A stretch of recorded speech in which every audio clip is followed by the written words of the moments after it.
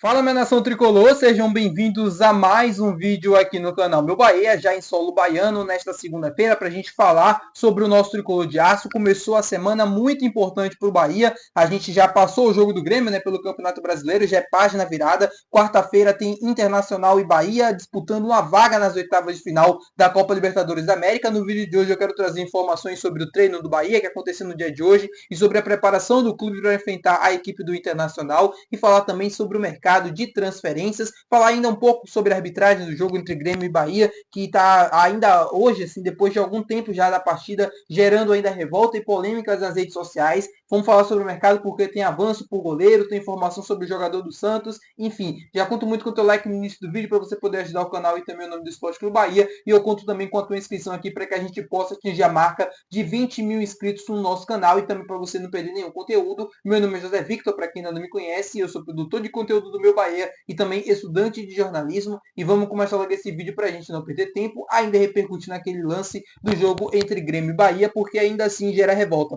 Eu confesso para vocês que eu só gravei um vídeo ontem após o jogo, né, depois da partida, e hoje estou gravando esse vídeo aqui no canal, na segunda-feira, já à noite, porque esse tipo de lance, o que aconteceu naquele jogo, causa muita revolta e tal, mas causa também um desânimo. Um desânimo para falar de futebol, para viver futebol. Eu não consegui ver mais nenhum jogo na rodada. Teve Flamengo e Palmeiras depois, eu só passei o olho, assim, dizer que eu assisti, não assisti. Teve depois Santos e Vitória, né? Vitória e Santos ali no Barradão, o Santos venceu. Eu só passei o olho também, vi os melhores momentos, vi alguns lances e tal, mas dá uma desanimada muito grande falar de futebol depois de uma coisa tão grave que aconteceu e você saber que não vai ter nenhum tipo de punição em relação ao que aconteceu. O Bruno Aleixo de Araújo foi o mesmo árbitro de Esportes e Palmeiras, né?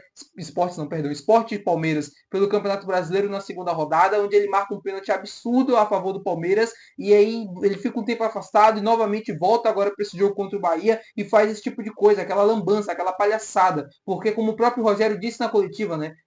O erro é ele marcar o pênalti ali no campo, uma decisão ali rápida, segundos, ele tomar aquela decisão. A partir do momento que ele vai pro VAR, tem o auxílio das imagens e mantém a marcação do pênalti, aí já passa a ser uma outra coisa que a gente não pode mencionar, mas que todo mundo sabe muito bem o que é. E uma coisa muito curiosa, né, que eu vi uma página do Bahia postando e que faz total sentido, é de que é no mínimo estranho o que aconteceu antes da partida. Acontece o jogo entre Grêmio e CSA pela Copa do Brasil, tem toda aquela palhaçada que os dirigentes do Grêmio fazem no final do jogo, por conta da reclamação da falta, né, ali do jogador do CSA, né, que impediu o gol do Grêmio. E aí, uns dias depois, os dirigentes do Grêmio, né, se reúnem ali na CBF com a comissão de arbitragem para falar sobre aquele tipo de lance, como o Grêmio vem sendo prejudicado na cabeça deles. Aí no mesmo dia sai a escalação, né, de quem iria apitar o jogo entre Grêmio e Bahia, o Bruno Arleu de Araújo, o mesmo Bruno Arleu de Araújo que foi afastado jogos antes, né, do Campeonato Brasileiro por conta de erros absurdos, e aí ele também foi um árbitro que foi,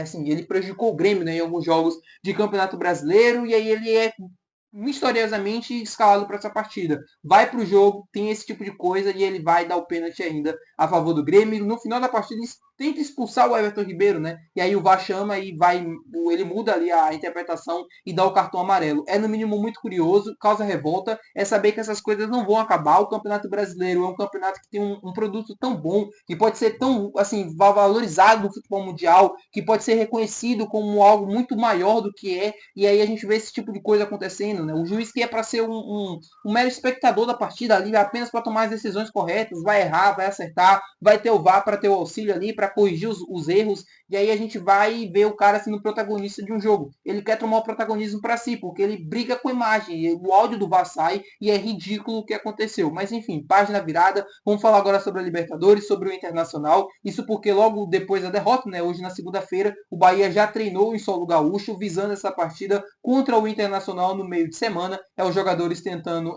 se recuperar, né, depois dessa derrota injusta que foi. Eu sei que a gente perdeu muitos gols, eu sei que a gente poderia ter jogado melhor, poderia ter aproveitado as oportunidades, mas para mim aquele pênalti influenciou totalmente no decorrer da partida. E aí os jogadores treinaram, né, tentaram, fizeram uma atividade leve, quem jogou mais tempo no jogo contra o Grêmio, quem não jogou fez uma atividade mais pesada. É o Rogério tentando montar a equipe para o jogo decisivo contra a equipe do Internacional. Bahia que vai ter a volta do Jean Lucas, que não participou dessa partida contra o Grêmio porque estava expulso, né, no jogo contra o Vitória e ficou cumprindo suspensão. E aí ele volta na Libertadores já contra a equipe do Inter e o Rogério deve colocar o seu meio de campo tradicional que ele vem escalando no decorrer das últimas partidas pelo Campeonato Brasileiro e também pela Libertadores, com Caio Alexandre, Jean Lucas, Everton Ribeiro e Cauli. À frente a gente deve ter a manutenção do Eric Puga, mas deve ter o William José ganhando oportunidade contra a equipe do Internacional. Ele que vem tendo suas oportunidades, né, na Libertadores da América, vem começando na maioria dos jogos como titular e isso deve manter para o jogo contra o Inter. O Bahia vai se